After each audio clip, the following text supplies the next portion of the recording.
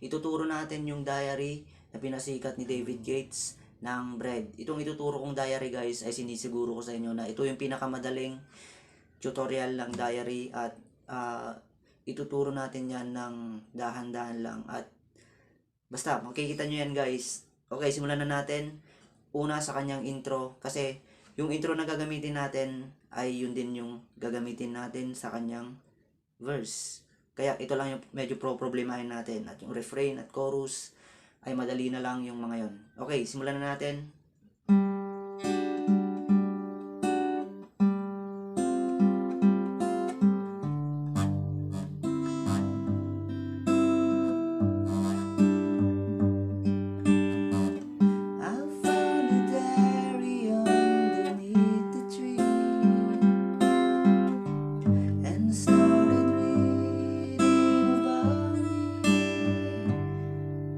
Yon, bali ang chords nito guys ay kung idadaan natin sa chords, ang mga chords na ginamit dito ay ito G major 7,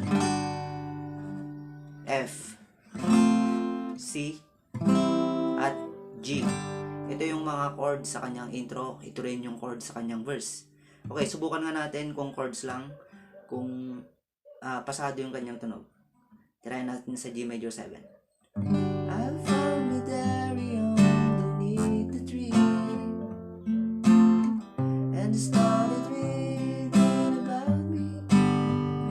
Okay, pwede siya guys, pero ang ituturo natin sa inyo ay yung parang original na ganito. Okay, unahin natin dun sa chord ng G major 7. Di ba ganito yung G major 7? Okay, ganito yung pipindutin natin sa G major 7. Itong dalawang string lang. First string, second fret dito. Tapos second string, third fret. Ganyan. Okay, dito yan sa chord ng G major 7 guys ha. Himayin natin yan para makuha nyo. Kaya ang kakalabitin naman natin ay yung third string. Open yan. Tapos first at second string, sabay yung dalawa. Ganon. Okay, ulitin natin. Tapos next ay kalabitin mo ulit yung third string ng dalawang beses. Tapos first at second string ulit sabay. Parang ganito. Yon. Ganon dun sa G major 7 guys. Ulitin natin. Okay. Next chord tayo. Dun tayo sa chord ng F. Dito lang. First at second string dito sa first fret. Parang ganun din yung kalabit niya guys ha. Ganito. Meron lang at tayong idadagdag dun sa dulo. Yon. Yung idadagdag natin ay ito. 3 at 4th string magkasunod. Open yan. Bale ganon yung magiging tunog niya. Pag binilisan natin ay ganito. Yon, 3rd at 4th string yung huling dalawa guys ha. Okay, pagsamahin natin yung dalawa.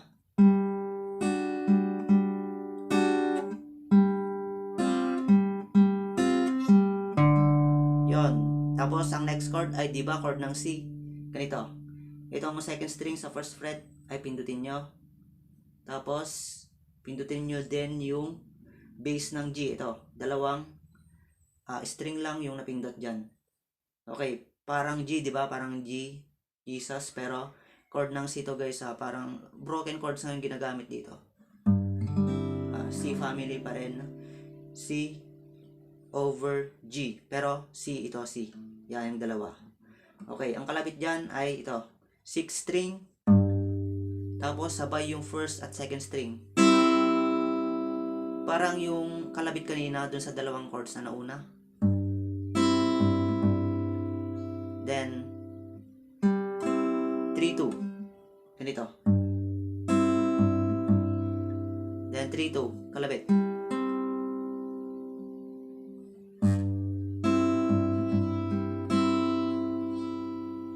Okay?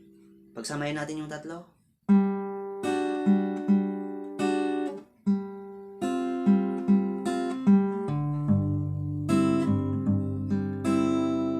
Yon, di ba?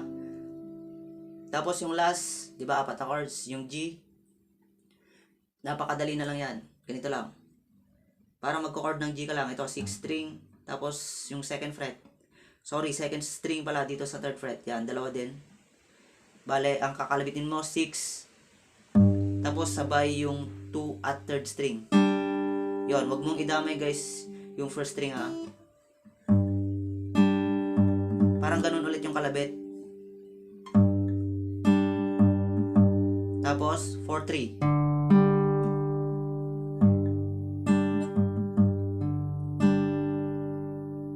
Yon, bali pagsamahin natin yung apat. Kasi guys, pag natutunan nyo na tong intro, ay ganun din yung gagawin natin dun sa kanyang verse.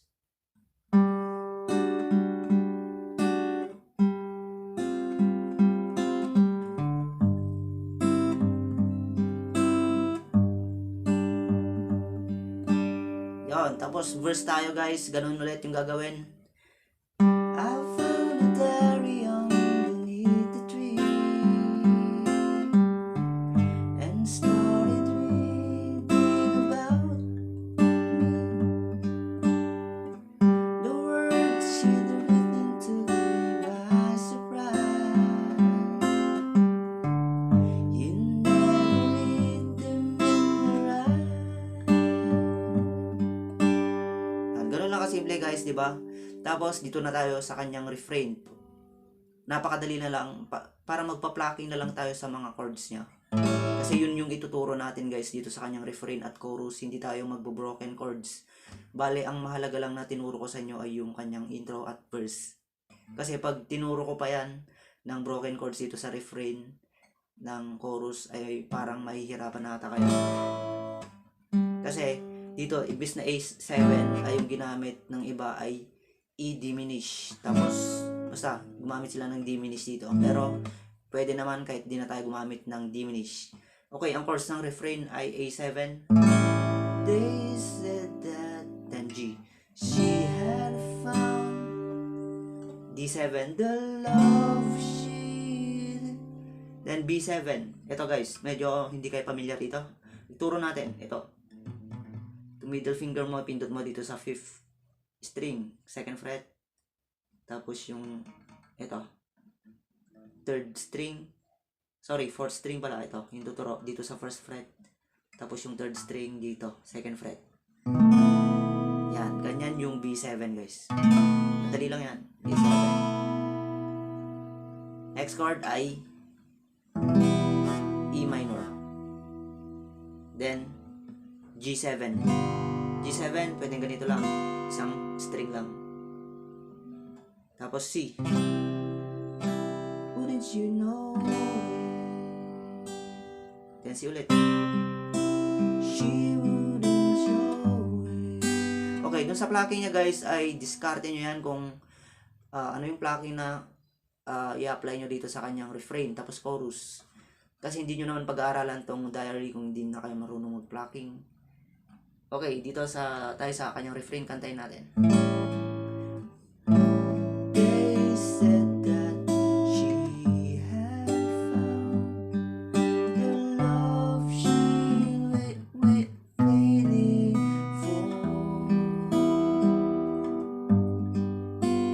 C. Wouldn't you know G? Then C ulit.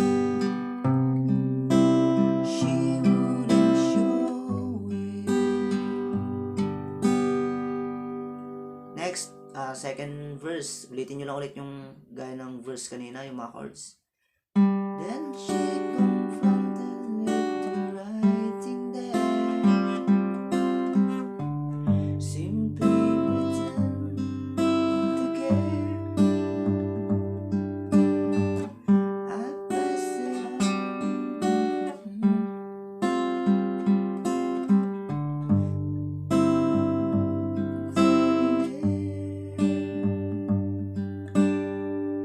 Okay, then refrain ulit, second refrain.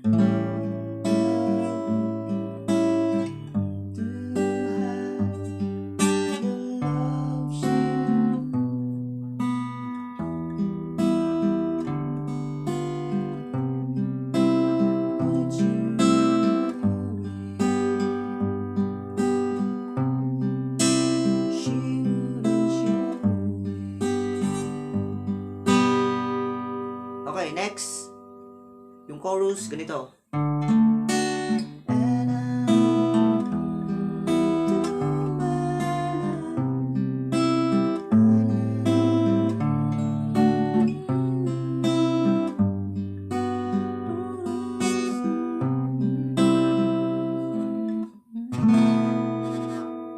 O, di ba? Pasok na pasok yung kanyang tunog. D. B7. Okay, mabilis yung mga paglipat guys ha. Mapatignan nyo mabuti.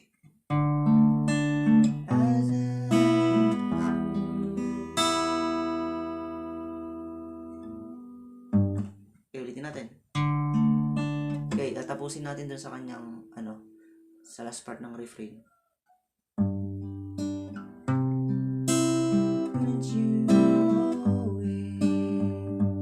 Okay, chorus.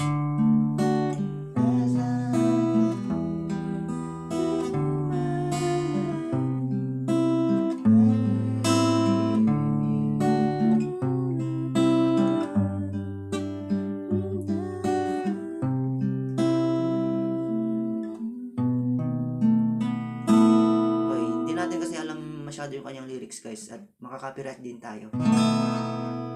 Okay. Basta mabilis yung mga paglipat guys ha. Tapos pagkatapos nun ay third verse.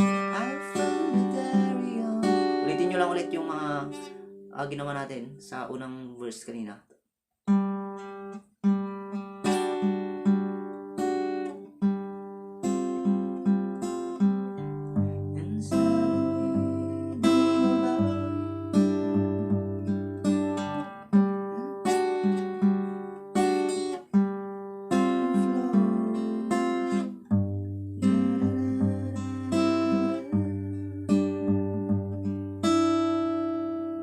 Refrain ulit.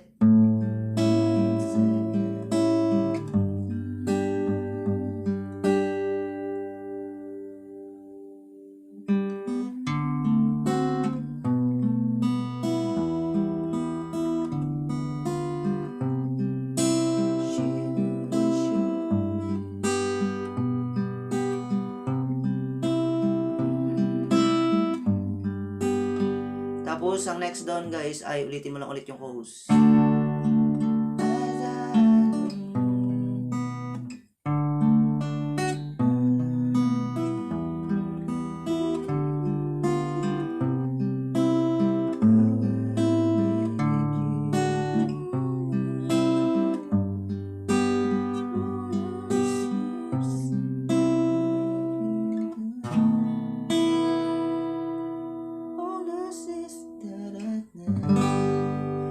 Bali, nagtapos ka lang dun sa G guys. Pagkatapos mo mag B7, sa dulo ito guys, dun sa kanyang, kung matatapos na yung song.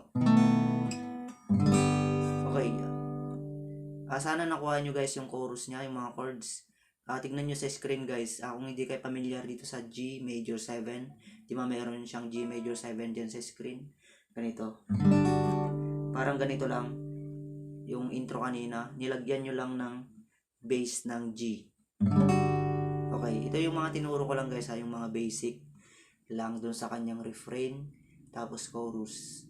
Hindi ko tinuro guys yung mga broken chords dun sa kanyang refrain at chorus para makuha ng lahat. Okay, yun lang guys. Salamat po. Bye!